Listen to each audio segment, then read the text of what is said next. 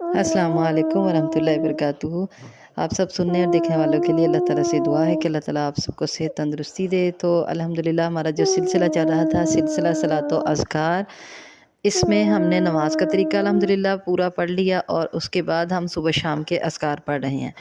صبح شام کے اذکار میں آج ہم ایک ایسی دعا پڑھیں گے جس کے بارے میں نبی کریم صلی اللہ علیہ وسلم نے ارشاد فرمایا، جو شخص شام کے وقت یہ 3 مرتبہ پڑھ لے، یہ جو دعا ہے اس کو 3 مرتبہ پڑھ لے تو اسے اس رات زہریلے جانور کا ڈنک نقصان نہیں پہنچائے گا، کوئی بھی زہریلا جانور اس کو کاٹ نہیں سکے گا۔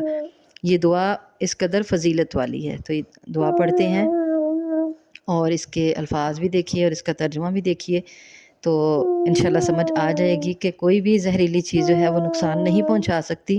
تو شام کا آپ کو پہلے بھی بتایا ہے کہ عصر کے بعد اور مغرب سے پہلے یہ اذکار کرنے ہیں، تو شام کو یہ دعا 3 مرتبہ پڑھنی ہے۔ تو دعا پڑھتے ہیں۔ نحمدہ و نصلی علی رسولہ الکریم۔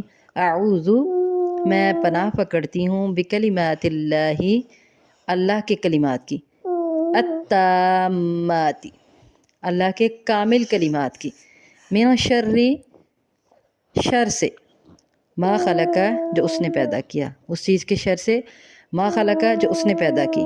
اب دوبارہ دیکھیں، اعوذ بکلمات اللہ التامات من شر ما خلق، میں اللہ کے کامل کلمات کی پناہ پکڑتی ہوں اس چیز کے شر سے جو اس نے پیدا کی۔ اب یہ دعا جو ہے اس کو شام کے وقت 3 مرتبہ پڑھنا ہے، تو انشاءاللہ ہر زہریلی چیز کے ڈسنے سے انسان محفوظ رہے گا انشاءاللہ العزیز۔